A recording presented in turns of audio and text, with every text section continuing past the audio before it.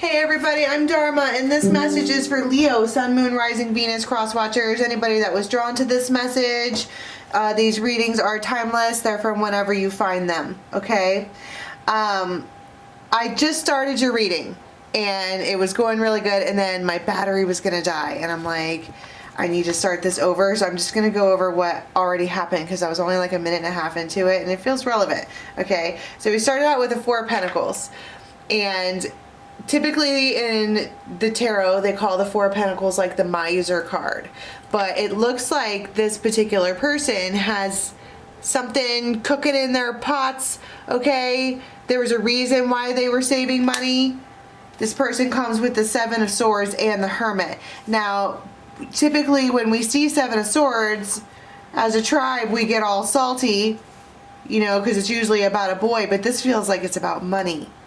And it feels like somebody, hermit style, was very strategically, smartly strategizing, doing something behind closed doors. But I think with the intention, this is what I was saying on the other reading, is that they want to roll in on a chariot. And that I had seen San Tarot, she did a Leo reading recently where this Leo was like, look at me now, like what's up with my, you know, talk your shit now or whatever. Of course San would never say that, but was smart thinking. This was done correctly, but here's the thing, it feels like a presentation for someone else, and mama likes, okay? The idea here was to transform the situation. Scorpio could be involved. We have Virgo, we have Cancer, Pentacles, so earth signs, water signs, and air signs. So basically everybody. And then I cut the deck one more time and you get the Ace of Rods. They did this on purpose. You might be mad at this person, or if you're the Leo, they are so mad at you because it's like, let's say you're in a Ten of Pentacles situation with somebody and they know that you have cash and you're like, oh, sorry, can't help, whatever. They were doing that for a reason, because they were saving up or preparing for, or it feels very like Noah in The Notebook, where he's, even though she wasn't around, they spent all that time and built that big old house, big white house, the big blue shutters, so we can sit on the front porch and drink sweet tea. And it's presented in water, okay, so that would be emotional. And look at the reaction. It would be the equivalent of a proposal. You know what I'm saying? And keeping in mind that this is timed tarot, so maybe for one of you, sure, but for the rest of you, this is someone that you already know and they have a surprise for you, and I'm basically totally ruining the surprise. But maybe this is like, give this person a break, and you don't know who it is. These are women in these pictures, but I think this deck has almost all women. It's a hermit. They're behind closed doors. Here, girl, you got me tripping on sunshine. Lord knows you just made my day. That's this. And maybe that makes them skip a little, like, it feels like to please this one. Okay.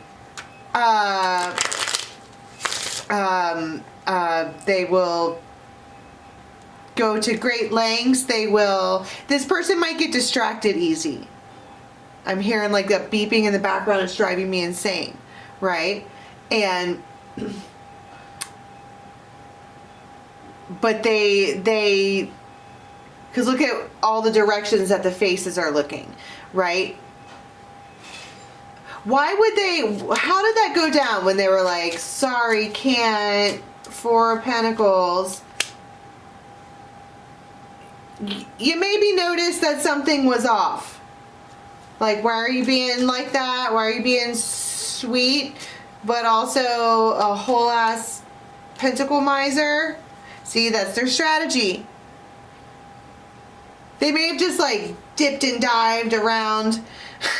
You're like, hey, this bill is due. And they're like, sorry, I can't hear you, bad reception. But they heard you, right? Well, okay, so what was it that they were planning in the background? What was this thing? It could just be saving, right? They're being an emperor. Being a whole... There was a broom there.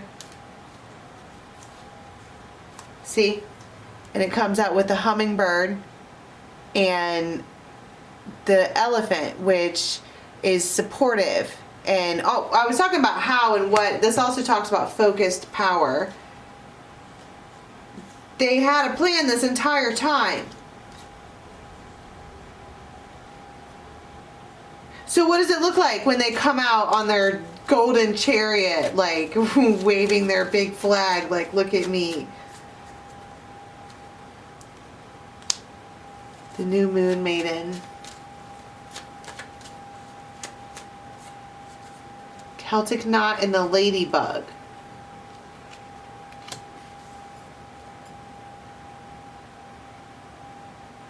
Well, that's a wedding dress. Wishes are coming true.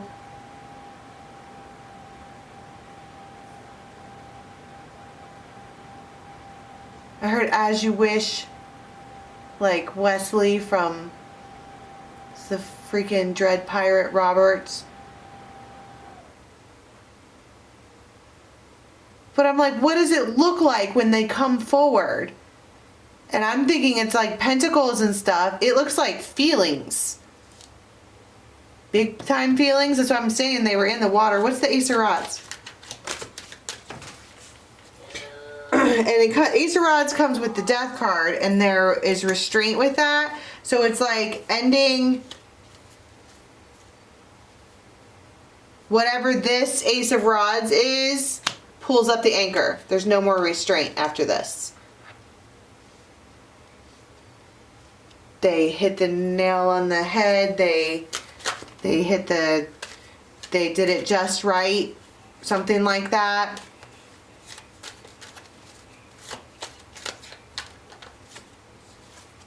You have house. Here it's perfect. But that talks about shelter and comfort. There's two cards here that talk about leisure. This person might be bougie. Or they think they are. Or they want to be. I heard a fairy tale creature. This is like a Morticia Adams. This is like a bougie goth lady, right?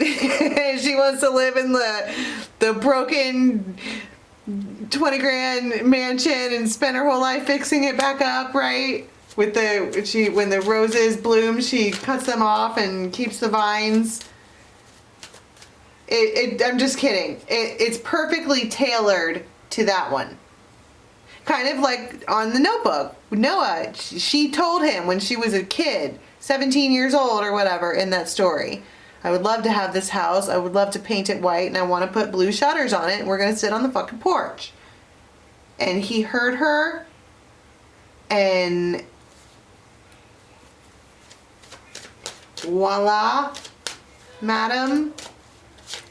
There could be a place with a odd colored roof.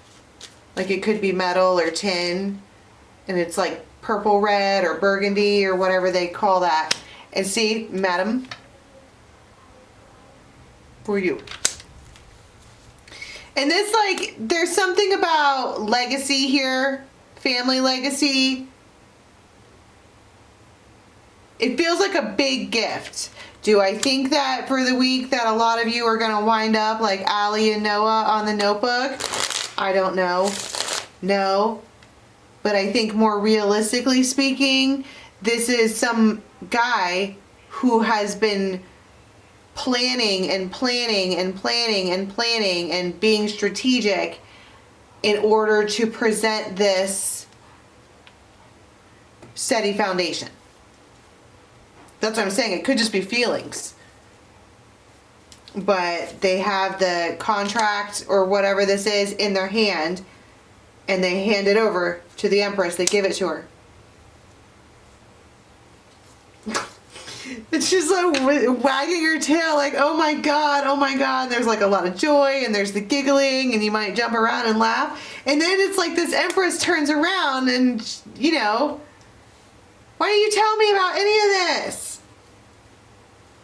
I feel like my whole register went up 57 octaves. Like, why didn't you tell me? And this is a, you know that moment on The Little Mermaid where they're like, sign right here and you can have everything you've ever wanted, and she just takes that pen and signs that shit right then and there. So if this particular feminine was on the rails about whether or not to become a Ten of Pentacles situation with this masculine, this is the winner. And hear me now, folks. He knows that. That's why there was all of this. It probably took years to make this happen. All of this strategy, all of this hermiting and Seven of Swords and taking numbers and putting shit in a coffee can in the yard and whatever. It really does feel like everything I do it for you. Oh my God, I'm gonna cry. I want to see what they do next. Let's go to the extended, because I just cracked open the deck and there's more communication and something about overcoming barriers, okay? So we're going to go to the extended. The link for that is in the box below. And otherwise, I'll catch you next time, Leo. Bye.